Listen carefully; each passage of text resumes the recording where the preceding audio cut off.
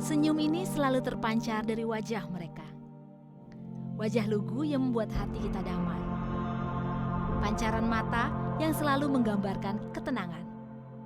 Namun tahukah Anda bagaimana keadaan mereka sesungguhnya? Lihatlah tubuh kurus ini, berat badan dan tinggi badan yang tidak layak bagi anak seusia mereka. Beginilah keadaan mayoritas anak di Nias, Sumatera Utara.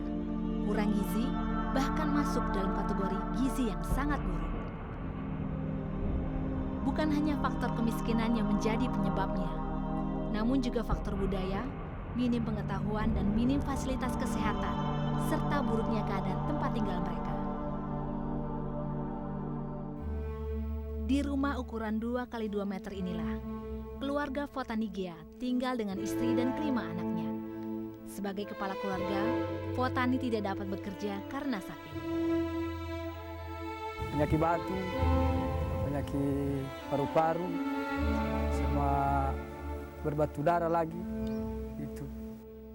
Keadaan itu membuat istrinya harus bekerja membantu memenuhi kebutuhan keluarganya.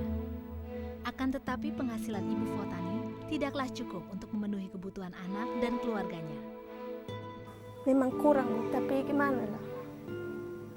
Memang pendapat itu kurang. Setiap hari anak-anaknya terbiasa untuk makan pisang bakar. Jangankan berharap daging, nasi pun mereka jarang menyentuhnya. Selain gizi makanan yang kurang, keadaan rumah mereka sangat menyedihkan. Memang sedih aku melihat anak itu. Ya, yang kuinginkan kan biar ada rumah kami kan, tapi gimana nggak ada nggak kuat kami membangunnya.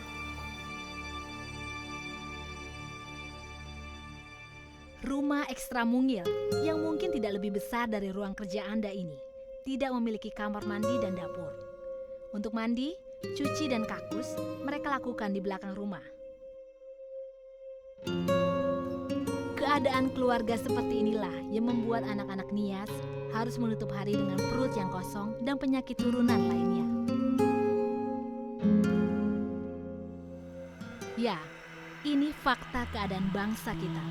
Indonesia menduduki peringkat 5 besar dunia untuk angka kurang gizi. Sebanyak 8 juta balita mengalami gizi buruk dengan kategori stunting atau tinggi badan lebih rendah dari balita normal. Berangkat dari keadaan inilah, Tenggo ingin berbagi kepada anak-anak di Indonesia, khususnya yang mengalami masalah gizi, baik kasus gizi buruk ataupun gizi kurang. Tenggo Peduli Gizi adalah sebuah komitmen yang Tenggo lakukan untuk anak-anak Indonesia. Tahun 2010 menjadi awal dimulainya program Tenggo Peduli Gizi Anak Indonesia. Nias dan NTT adalah daerah yang menjadi fokus dalam perbaikan gizi anak-anak Indonesia. 526 anak di Nias dan NTT telah diberikan makanan bergizi seimbang. Tak hanya itu, 72 anak Nias bergizi buruk dirawat di Balai Pemulihan Tenggo.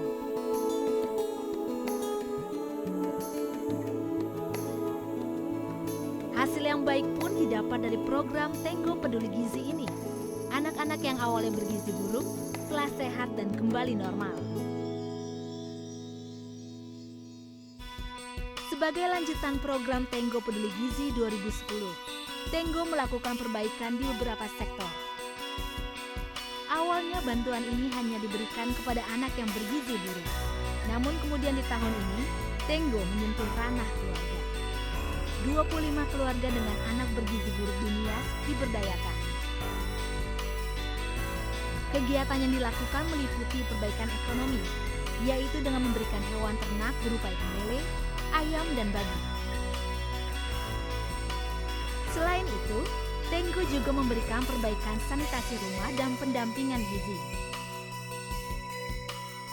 Tahun 2013 ini, Tenggo kembali mengembangkan programnya dengan target sasaran menjadi adopsi desa, yaitu Desa Banoagea di Nias.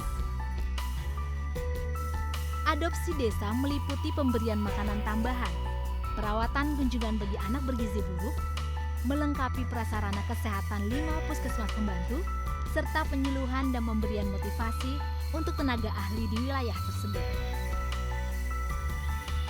Program Tenggo Peduli Gizi Anak Indonesia adalah sebuah program dengan pencapaian hasil kualitatif dibandingkan pencapaian jumlah target pelaksanaan atau kuantitas.